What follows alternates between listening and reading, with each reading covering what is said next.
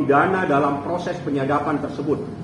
Karena pada saat proses dilakukan rekaman, Ismail Marzuki tidak tahu tiba-tiba ada rekaman dan rekaman itu beredar kemana-mana dan itu dijadikan barang bukti oleh mereka.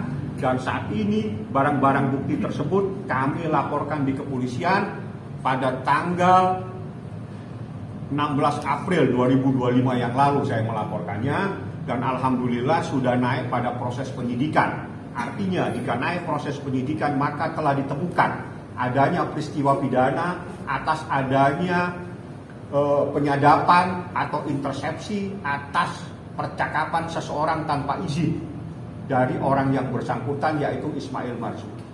Seperti itulah prosesnya, dan saya bacakan yang boleh melakukan penyadapan, yang boleh melakukan perekaman itu atas perintah kepolisian dan atau kejaksaan.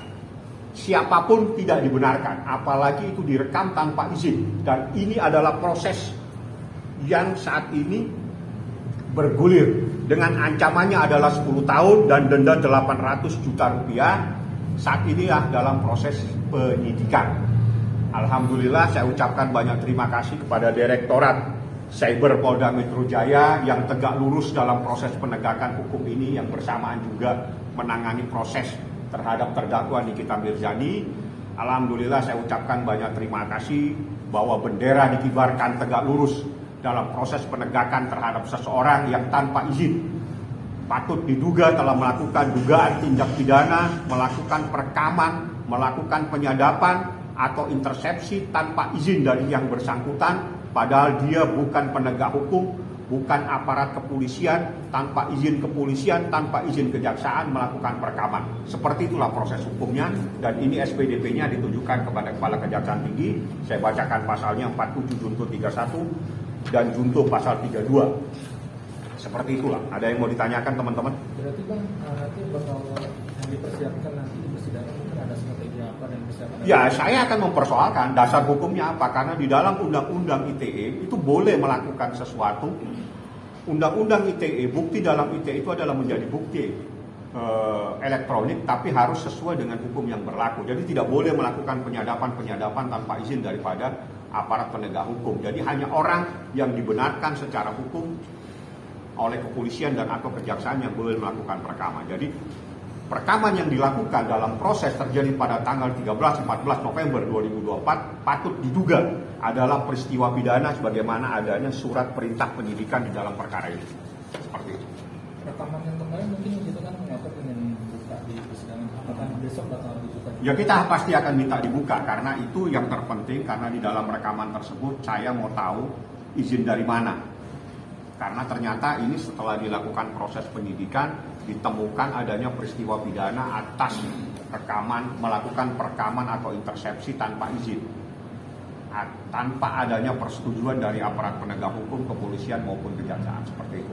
Jadi dengan sendirinya secara yuridis bukti-bukti yang ada dalam perkara terdakwa Nikita Mirzani maupun terdakwa Ismail Marzuki dalam perkara yang ada di Pengadilan Negeri Jakarta Selatan patut diduga menjadi bukti-bukti yang ilegal. Semisal mungkin tidak digabungkan soal permulaan rekaman itu, mungkin akan tidak bakal melakukan apa? Ya, kita minta, karena ini tidak sah. Semua bukti terkait dengan rekaman itu menjadi bukti yang ilegal. Karena itu kita laporkan ke polisi pada tanggal 16 April 2025. Seperti itulah proses hukumnya, dan alhamdulillah proses penyidikan. Dan ini kepada Kepala Kejaksaan Tinggi DKI Jakarta. Artinya kalau penyidikan itu maka sudah ditemukan adanya peristiwa pidana atas perbuatan seseorang yang melakukan intersepsi. Intersepsi itu adalah artinya telah melakukan penyadapan, memotong, merekam dan sebagainya tanpa izin. Sedangkan dia bukan aparat penegak hukum, sedangkan dia tidak mendapatkan izin dari aparat penegak hukum, kepolisian maupun dari kejaksaan. Seperti itu. Undang-undangnya membolehkan dilakukan intersepsi sepanjang yang melakukan itu atas perintah dari kepolisian, atas perintah dari kejaksaan. Tapi kalau swasta, kalau pribadi-pribadi melakukan intersepsi, melakukan perekaman, memotong-motong percakapan, merekam tanpa izin, itu patut diduga adalah sebuah tindak pidana dengan ancamannya adalah 10 tahun. Sebagaimana yang diatur dalam pasal 31. Dan pasal 32 dengan ancamannya 8 tahun. Jadi 10 tahun dan 8 tahun itu ancaman terhadap orang yang melakukan intersepsi, terhadap orang yang melakukan rekaman tanpa izin. Dan ini kami akan persoalkan dan ini akan menjadi ramai pada saat nanti proses di Pengadilan Negeri Jakarta Selatan dengan terdakwa Nikita Mirzani dan terdakwa Ismail Marzuki, karena bahan mereka, karena dasar mereka melakukan laporan polisi itu berdasarkan rekaman-rekaman yang tanpa izin. Mereka lakukan tanpa sepengetahuan, tanpa persetujuan dari Ismail Marzuki. Tiba-tiba direkam dan sebagainya, dan itu saat ini sudah beredar semua di mana-mana. Dan itulah yang saya laporkan ke polisi, dan alhamdulillah di dalam proses penyidikan ditemukan adanya sebuah peristiwa pidana sehingga naik dalam proses penyidikan. Lebih lanjut nanti mungkin hari ini saya akan diperiksa sebagai pelapor. Nanti selanjutnya saya akan kasihkan dokumen-dokumen dan proses lebih lanjut. Saya ucapkan banyak terima kasih kepada Direktorat Cyber Polda Metro Jaya yang telah mengibarkan bendera tegak lurus dalam proses hukum ini, karena proses hukum ini bersama juga dengan adanya proses hukum terhadap terdakwa Nikita Mirzani dan Ismail Marzuki seperti itu. Saya mungkin agak siangan ya, jam 11-12 saya belum tahu jamnya. Yang jelas saya wajib untuk datang untuk diperiksa sebagai pelapor atas nama Ismail Marzuki sebagai korban yang diam-diam percakapannya direkam tanpa izin, dan itu adalah dugaan tindak pidana yang melanggar pasal 31 junto pasal 32 dengan ancamannya 10 tahun dan 8 tahun. Saya pikir itu yang terpenting. Terima kasih banyak kepada teman-teman, mohon dukungannya, mohon di backup, mohon diikuti prosesnya, mohon hari Kamis datang. Pada hari Kamis juga nanti Nikita Mirzani akan meminta rekaman untuk diputar kembali. Rekaman percakapan seseorang yang patut diduga dengan tanda kutip, tanda koma, tanda tanya. Akan Nikita minta supaya rekaman tersebut untuk diputar, diperdengarkan kepada masyarakat Republik Indonesia. Adanya patut diduga oknum-oknum tertentu telah melakukan sesuatu untuk dipertanyakan kebenarannya. Insya Allah besok Kamis saya akan meminta rekaman tersebut untuk diputar. Sebagaimana yang dalam sidang Kamis kemarin tidak sempat diputar karena ada kendala pada media untuk melakukan pemutaran pada saat laptopnya bermasalah. Sehingga nanti besok saya akan meminta rekaman tersebut diputar. Anda dengarkan sendiri suara siapa tersebut dan percakapannya seperti apa. Ya, ada 2 percakapan dan sangat penting.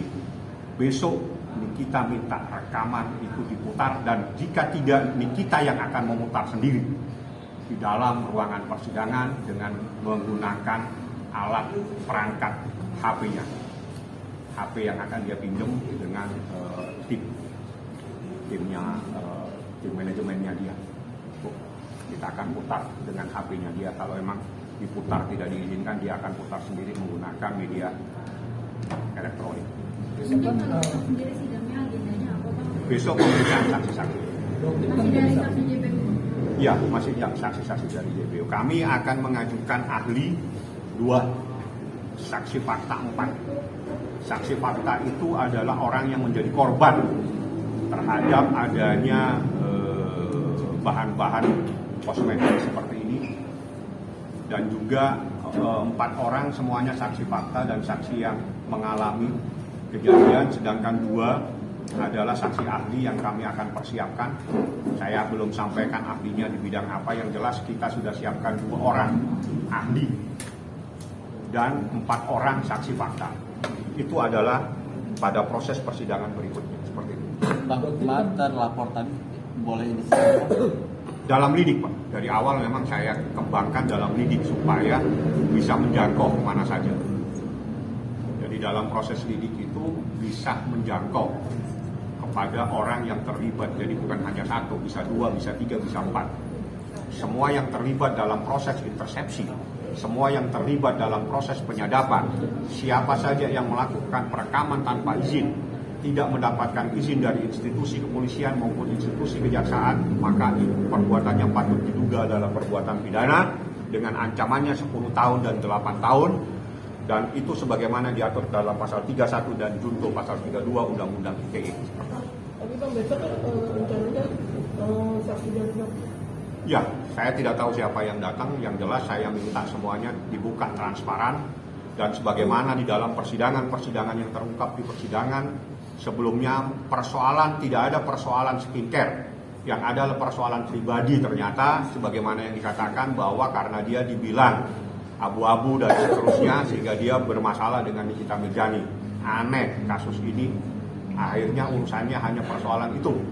Sedangkan ributnya se-Republik Indonesia, seseorang sudah di-framing sebagai seorang yang telah melakukan pemerasan, padahal akhirnya jaksanya pun menghapus pasal pemerasan tersebut, sehingga tidak dicantumkan dan tidak didakwakan di dalam surat dakwaan.